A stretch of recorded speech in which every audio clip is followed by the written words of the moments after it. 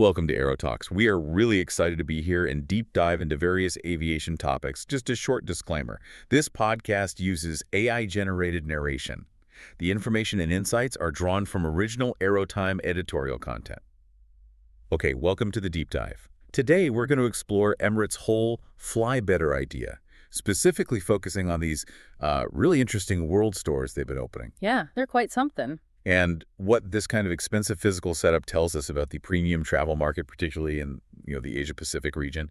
It seems booming. Absolutely. And the core idea behind these stores is fascinating. They're not just like showrooms.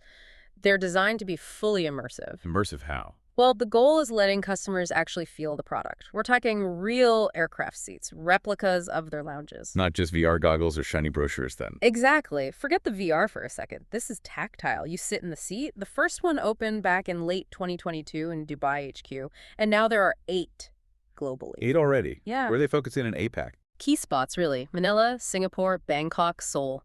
Places with strong premium demand. Okay, let's unpack that a bit. Choosing Manila for the first one in Southeast Asia, that launched late 2024, right? Why Manila specifically? Seems like a big bet on physical stores in our digital age. It does, but there's data behind it. Research found that something like 61% of consumers in APAC prefer to actually see a product in a store before they click buy online. 61%. That's way higher than Europe or the Americas, isn't it? Much higher. And it connects deeply to local culture, actually. How so? Well, market research showed that in the Philippines, there's a really strong value placed on human interaction, face-to-face trust. It potentially stems from its agricultural history, where local markets weren't just for trade, they were social hubs. Ah, okay. So putting the store in a place like BGC, Bonifacio Global City. Precisely. It caters directly to that cultural preference for personal connection, for that tactile assurance before making a big purchase like premium travel. And what's the actual experience like inside? You mentioned the seats. It's pretty impressive. They've got an exact full-size replica of the A380 onboard lounge and bar. The actual bar. The actual bar. You can sit there in premium lounge seating apparently patterned after a Mercedes-Benz S-Class interior, and they'll serve you coffee or snacks. Like you're already on the plane almost. Kinda, yeah. Hey. Plus interactive things like a mirror for selfies. And it seems to be working. How do we know it's working? Any numbers? Yeah, the Manila store apparently had nearly 3,000 customers make actual bookings right there in the store within the first 6 months. 3,000 bookings in 6 months from one physical store. Wow. And they really nailed the localization, too. What do you mean? Well, the Manila store has this unique feature, a special corner just for Emirates NBA Cup merchandise. Tapping into the Philippines' massive love for basketball.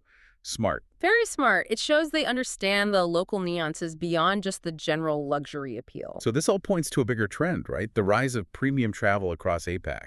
Definitely. I mean, Emirates is already the world's biggest operator of international first-class seats. Think about that 26,800 first-class seats flown weekly. And the demand is coming from within APAC. A huge chunk of it, yes.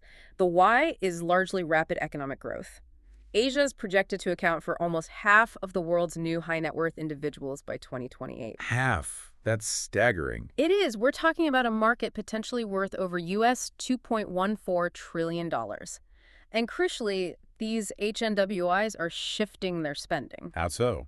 They're increasingly buying premium experiences, not just, luxury handbags or watches. Travel, unique experiences, that's where the focus is shifting. Okay, but let's take the Philippines again. It's generally seen as a market dominated by low-cost carriers, isn't it? Yeah. How does ultra-premium first class fit in? That's what's interesting. Despite that LCC preference, Emirates saw its first-class passenger numbers from the Philippines jump quite a bit, from about 3,600 in 2023 to nearly 5,000 in 2024. So even within a price-sensitive market, that top-tier segment is growing significantly. Undeniably. And these stores, these physical hubs, they're giving Emirates really valuable insights beyond just the booking numbers. Like what kind of insights? Well, confirming that leisure travel is the big driver. Over 70% of their premium travelers are flying for leisure, not business. Okay, that makes sense to the experience focus. Right. But also seeing interesting demographic trends emerge. For instance, they noted an uptick in all female groups, maybe aged 50 plus, traveling premium class together. For what kind of trips? Things like religious tours, believe it or not, like the Camino de Santiago pilgrimage. Wow. So premium travel isn't just for corporate execs anymore. It's becoming a marker for major life events or personal goals for whole new groups. Exactly. It suggests these physical stores are evolving. They're not just places to buy a ticket, they're becoming hubs that build a whole customer experience, gathering data and tapping into sustained premium growth. So the final thought for you listening is really about this blend.